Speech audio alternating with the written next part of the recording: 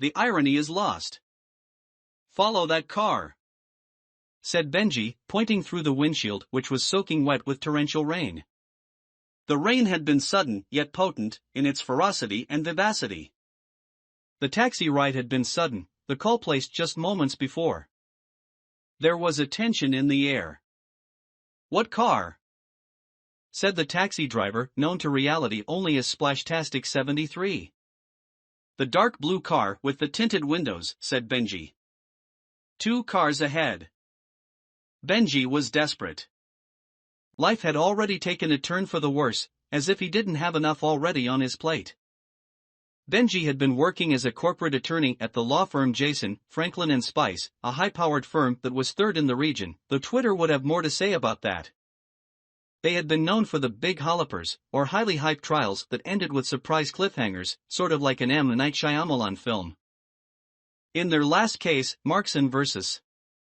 the state of Ohio, Jonas Markson, the son of a magnate billionaire and heir to the graphite potato chips fortune, had just gotten himself involved in an antitrust case involving $400 billion worth of graphite potato chips which were sold to the nation of China.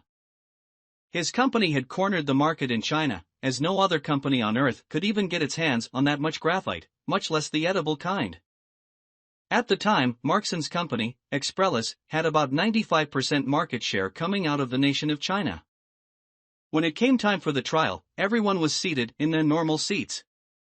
The judge heard the arguments from both sides. Then, suddenly, the judge called Markson to the witness stand. This was a completely unnecessary thing to do, as Markson was not a high-value witness at the moment. The judge called again and again, but Markson wouldn't move. He just sat there, frozen. "Is that a freaking mannequin?" said the judge. "You brought a mannequin into my courtroom as the defendant?" Needless to say, Jason, Franklin and Spice had a lot of explaining to do. It wasn't easy sneaking that mannequin under everyone's noses. Word had gotten around town. JFS was down on wax. Everyone laughed. A few wax figurines were sent to their attorneys as a joke. That was Benji's first case out of law school. His bosses had told him that Markson is a slippery fellow. But who really could have known that that would turn out to literally be the case? Benji was thinking about all of the above as the taxi he was riding in rolled down the boulevard. It was raining so hard, and the windows were so fogged, that every car that drove by looked like a dark blue car with tinted windows. Reading license plates was out of the question as well. After a few minutes, the car began to undulate. "Where are we going?" said Benji. The driver simply pointed forth. He went onto the car crusher's lot. Suddenly, a large group of children appeared almost out of nowhere, surrounding the vehicle and eliminating all hope of escape. "What the? What is this?" said Benji. The children had long, straight hair and glowing eyes. Their outfits were drab gray and dark blue. Benji thought about opening the door. Just then, the children began to scream. It was only a few seconds, but their screams were so loud, so powerful, so forceful, that every window on the taxi shattered instantaneously. As Benji sat there, leaning over unconscious, covered in glass and soon to be reeling from a pain in his eardrum, he thought about this current case. Who was this guy, really? Why was he so hard to get a hold of? What was he hiding?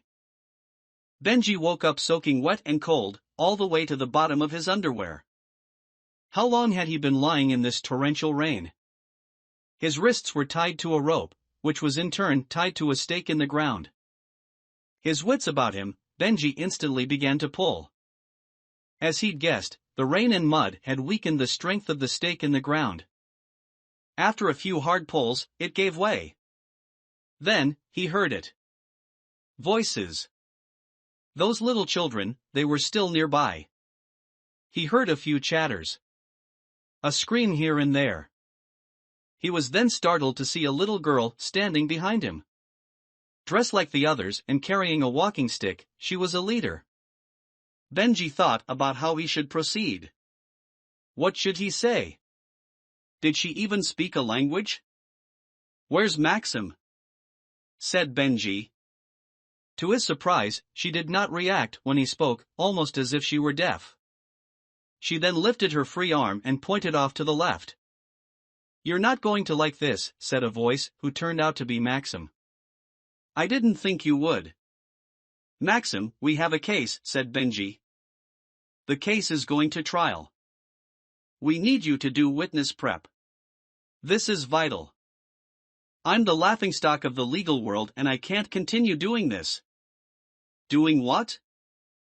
This, sonic boom, screaming children, broken glass, taxi chases in the rain.